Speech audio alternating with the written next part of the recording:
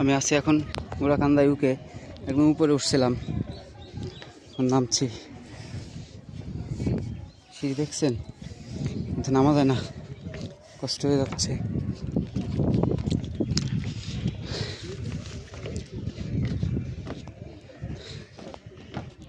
এখন ইউকে থেকে বেরোয় যাচ্ছি, ঘোরা হয়ে গেছে, অবশ্য সেরকম ঘুরি নাই।